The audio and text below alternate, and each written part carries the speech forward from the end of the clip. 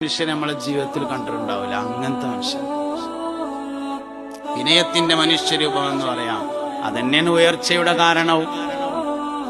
മുമ്പ് ഞാന് ഒരിക്കൽ പറയണ്ടായി, 20ാമത്തെ വയസ്സിൽ ജന്മനാട്ടിൽ ഖത്തീബും ഖാദിയുമായി. അങ്ങനെയൊക്കെ ഉസ്താദിനെ കണ്ടപ്പോ ഉസ്താദ് ഞാൻ അങ്ങനെ പറയലുണ്ട്, 20ാമത്തെ വയസ്സിൽ ജന്മനാട്ടിൽ ഖാദിയും ഖത്തീബുമായി എന്ന് പറയലുണ്ട് എന്ന് പറഞ്ഞു. അത് ഔദ്യോഗികമാണ്. അനൗദ്യോഗികം 17ാമത്തെ വയസ്സിലാണ്. ഔദ്യോഗികം 20ാമത്തെ വയസ്സിലാണ്. അനൗദ്യോഗികമായിട്ട് 17ാമത്തെ വയസ്സ് മുതൽ ജന്മനാട്ടിൽ.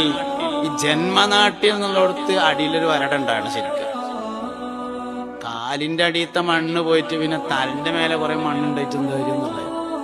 ജന്മനാട്ടിൽ 17ാമത്തെ വയസ്സ് മുതൽ ഖത്തീബും, 20ാമത്തെ വയസ്സ് മുതൽ ഔദ്യോഗികമായി ഖാദിയും, മരിക്കോൾ അങ്ങനെ തന്നെ എന്നതാണ് ഷെയ്ഖുൽ ജാമിഅ സമസ്ത കേരള ജമിയത്തുൽ ഉലമയുടെ general secretary professor K Alikutty Musliyar എന്ന നമ്മുടെ ഉസ്താദ്. അല്ലാഹു ദർജ ഉയർത്തി കൊടുക്കട്ടെ. ജന്നാത്തുൽ ഫിർദൗസിൽ കണ്ടുമുട്ടാൻ അല്ലാഹു തആല ഭാഗ്യം നൽകട്ടെ. എത്ര വിഷയന്മാരാ!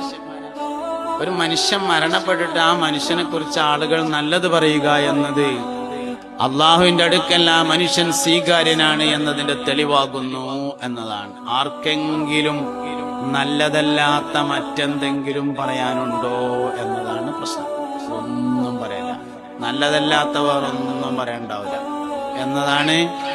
എല്ലാവരിൽ നിന്നും ബഹുമാനപ്പെട്ട ആലിക്കുട്ടി ഉസ്താദിനെ പ്രത്യേകമാക്കുന്ന ഘടകം നല്ല ഇസ്സത്തുള്ള മനുഷ്യൻ, നന്നായി വസ്ത്രം ധരിക്കും.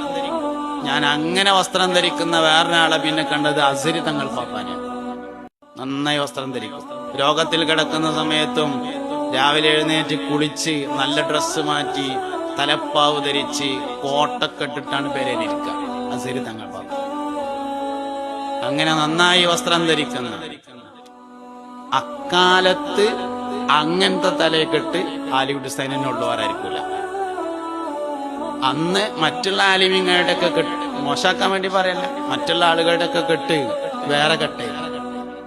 അങ്ങനെ മനോഹരമായൊരു കെട്ട് അക്കാലത്ത് ആലിക്കുട്ടി ഉസ്താദിന് മാത്രമേ ഉള്ളൂ. പിന്നെ പല നിലക്കുള്ള തലകെട്ടുകളൊക്കെ വന്നിട്ടുണ്ടെങ്കിലും അന്നത് ആലിക്കുട്ടി ഉസ്താദിന് മാത്രം അവകാശപ്പെട്ടതാണ്. മനോഹരമായ വാലോടുകൂടിയുള്ള ഗരിമയുള്ള ആ തലപ്പാവ്. ഈ മനുഷ്യന്മാർക്ക് ചില ഇസ്സത്തുകളുണ്ട്. സിയ്യ് അതിൽ വളരെ പ്രധാനമാണ്. ഓരോ മനുഷ്യനും ആ മനുഷ്യനോടനുസരിച്ച സിയ്യ് വേഷം സ്വീകരിക്കുക എന്നത് വളരെ പ്രധാനപ്പെട്ട കാര്യം.